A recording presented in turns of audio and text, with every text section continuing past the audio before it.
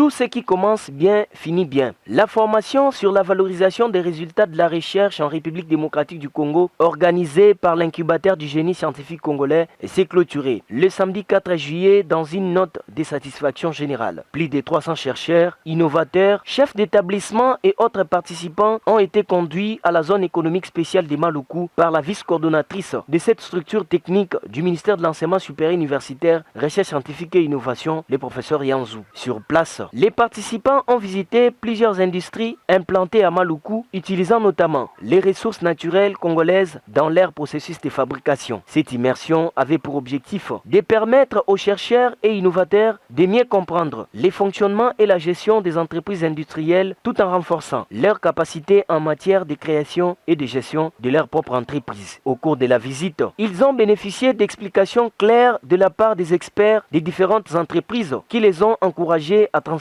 leurs idées innovantes en projets viables au service du développement du pays. Pour le professeur Bissaki Bull, cette formation, lancée le 4 mars dernier, a réuni plus de 594 experts issus des différents domaines et provenant des 46 territoires de la République démocratique du Congo. Elle s'inscrit dans la vision de l'incubateur du génie scientifique congolais de transformer les résultats de la recherche en opportunités entrepreneuriales, d'accompagner les jeunes dans la création de leurs entreprises et de promouvoir l'innovation congolaise. En fait, il faut noter d'abord que c'est une formation, c'est une immersion dans la zone économique spéciale de Maluku, mais également dans l'ensemble des industries ici. Nous sommes l'incubateur du génie scientifique congolais, structure technique du ministère de l'Enseignement supérieur et universitaire, recherche scientifique. Nous avons pour mission de conduire les idées à prendre des corps, à devenir des entreprises, à créer des emplois, à valoriser les ressources locales congolaises.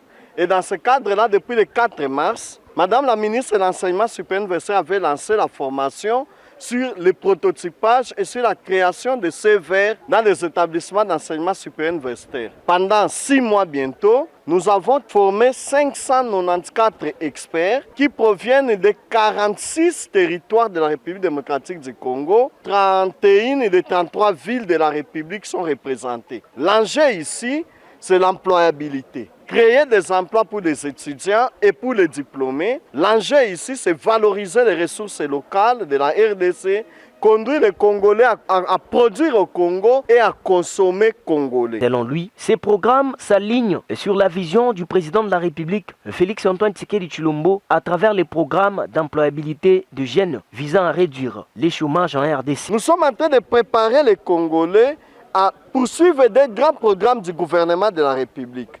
Le premier programme, c'est le programme présidentiel d'employabilité des jeunes. Vous savez, le 30 juin, le président de la République, chef de l'État, a lancé un programme d'employabilité des jeunes. Retenez bien, 1,3 milliard de dollars américains sont mis en jeu par le Trésor public pour conduire les Congolais qui ont des idées, l'ingéniosité, à devenir des entreprises. Et nous, l'incubateur du génie scientifique congolais, nous avons 4 filières dans ce programme. La vice-coordonnatrice de l'incubateur du génie scientifique congolais, professeur Yanzou, a également rappelé l'importance de cette sortie d'immersion pour les chercheurs et innovateurs. En fait, aujourd'hui, c'est le jour où nous avons voulu que les participants puissent lier la théorie qu'ils ont eue dans la salle avec la pratique. Lorsqu'on parle de la création d'une entreprise, la gestion d'une industrie, tout cela, on voit ça.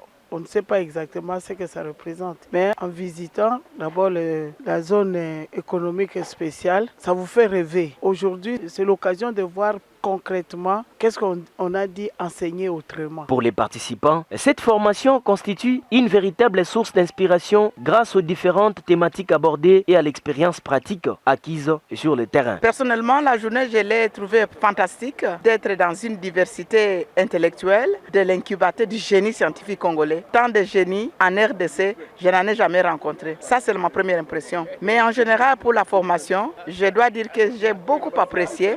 Surtout sur la qualité des sujets, des thématiques qu'on a choisis, la qualité des intervenants et l'occasion qui a été donnée aux participants d'interagir avec les intervenants. Ça enrichit la formation. cette étape aussi des questions-réponses qu'on nous a offertes, vraiment fantastique. Ainsi s'achève cette session de formation, une expérience qui ouvre désormais de nouvelles perspectives aux chercheurs et innovateurs appelés à transformer leurs connaissances et leurs résultats de recherche en entreprises compétitives, créatrices d'emplois et de valeurs au bénéfice du développement de la République démocratique du Congo.